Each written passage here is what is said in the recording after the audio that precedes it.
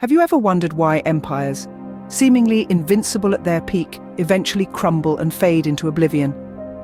This is a question that has intrigued historians for centuries.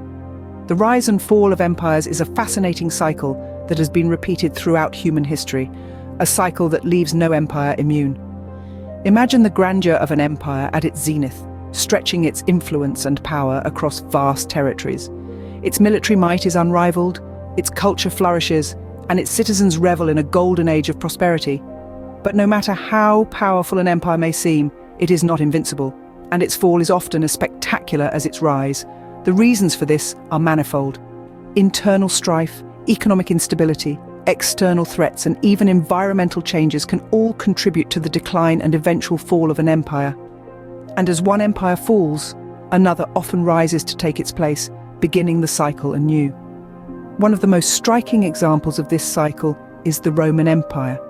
At its height, the Roman Empire was the most powerful entity in the world, its influence stretching from the far reaches of Britain to the sandy deserts of Egypt. It was a beacon of civilization, its advancements in law, engineering, and the arts leaving a lasting impact that can still be felt today. But even the mighty Roman Empire was not immune to the cycle of rise and fall. Its decline was a complex process that spanned centuries, involving a combination of internal decay, economic collapse, and barbarian invasions. The once invincible empire that had conquered the known world eventually crumbled, its grand cities falling into ruin, and its culture fading into the annals of history. The Roman Empire, once the most powerful entity in the world, was not exempt from this cycle. The story of its rise and fall serves as a stark reminder that no empire, no matter how powerful, is immune to the forces of change and decay. It is a lesson that resonates through the ages, a testament to the transient nature of power and the inevitable cycle of rise and fall. The decline of the Roman Empire wasn't an overnight event, it was a long and complex process. In the beginning, the empire thrived, but as time went on, cracks began to appear in its foundation. A series of events like an intricate domino setup began to topple, leading to the eventual collapse of one of history's most powerful empires. One of the significant factors that contributed to the fall was economic trouble. The empire's vast size made it difficult to manage, and as it expanded, the cost of maintaining its borders and infrastructure grew. This led to heavy taxation, causing discontent among the populace and creating a vast divide between the rich and the poor. Trade was also disrupted. During the Pax Romana, the Roman peace, trade flourished across the empire's territories. But as invasions and instability increased, trade routes became more dangerous and less profitable, leading to economic stagnation. Another key issue was the over-reliance on slave labor. The Romans heavily depended on slaves for their economy. Slaves were used in every aspect of Roman life, from household chores to large-scale construction projects. This reliance on slave labor discouraged technological advancement, as there was no need to develop new methods or tools when human labor was so readily available. However, this system was unsustainable. As the empire's borders stopped expanding, the supply of slaves dwindled. Without a fresh influx of slaves, the economy began to struggle. This, coupled with the increasing cost of defending the empire, placed a massive strain on Rome's economic structure. The empire's military expenditure was another concern. To protect its vast territories, Rome needed a large and well-equipped military, but maintaining such a force was expensive and became a significant drain on the empire's resources. These issues, economic troubles and over-reliance on slave labor, weren't the immediate causes of the fall, but they were the initial cracks, the first dominoes to fall in a chain of events that would lead to the empire's collapse. These issues set the stage for more significant challenges that would eventually lead to the empire's downfall. As the empire struggled internally, external threats began to emerge. The Roman Empire, once the beacon of civilization, was now a flickering flame surrounded by the encroaching darkness of uncertainty. From this darkness, foreign invaders started to emerge, the most notorious among them being the barbarians. The term barbarian was used by the Romans to categorize those who were foreign to their culture and civilization. This broad term encompassed a great variety of tribes and cultures, but today we'll focus on one tribe that played a key role in the empire's downfall: the Visigoths.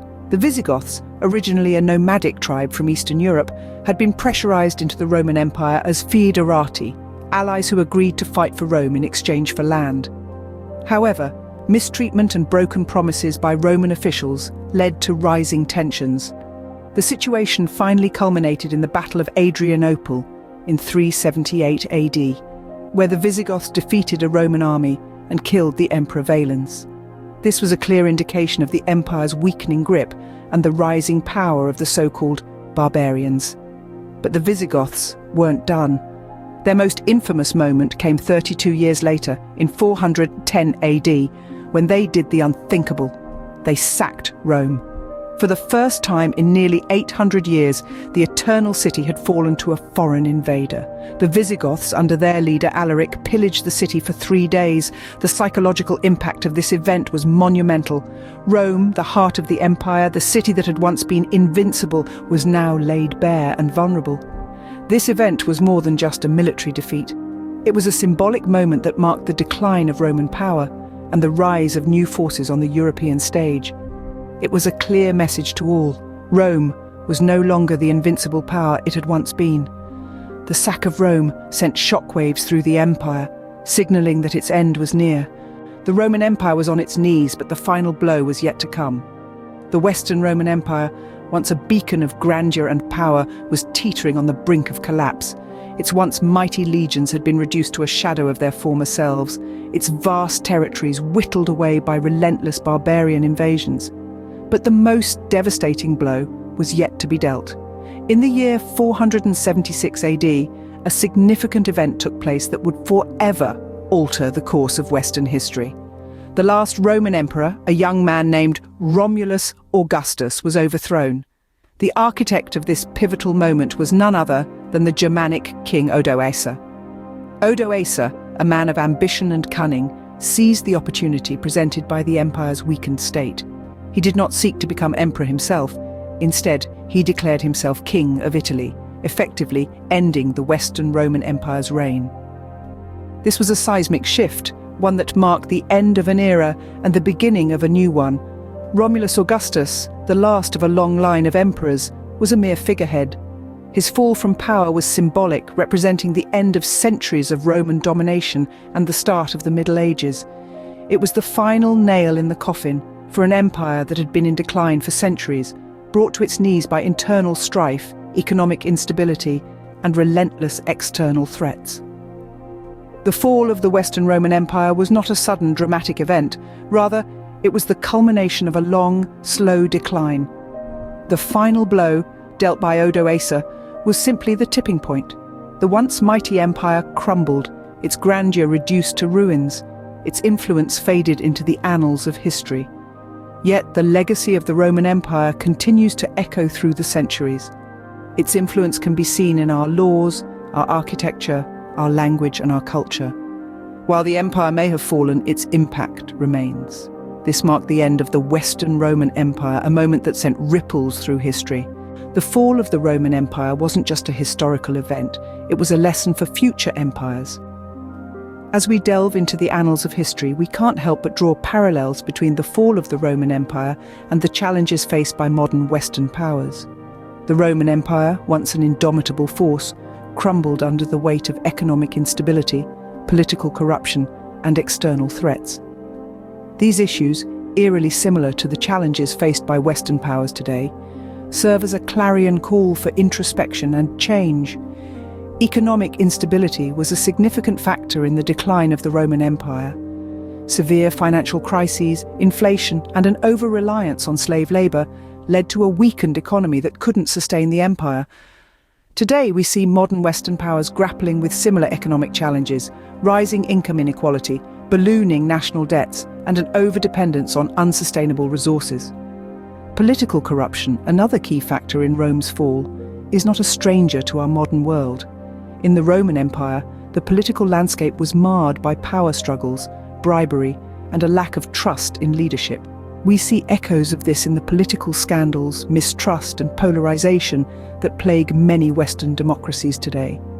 Lastly, Rome faced significant external threats that it could not effectively counter. Barbarian invasions, disease, and a failure to integrate diverse cultures led to the empire's downfall. Modern Western powers confront similar threats. terrorism, pandemics, and struggles with cultural integration, challenges that test the resilience of any empire. But while these parallels are striking, they are not a prophecy of doom. Instead, they are a call to action, a reminder that empires like Rome are not invincible. They can falter and fail if they do not address their internal and external threats. History doesn't repeat itself, but it often rhymes. The fall of the Roman Empire serves as a stark reminder of the potential fate that awaits any empire that fails to address its internal and external threats.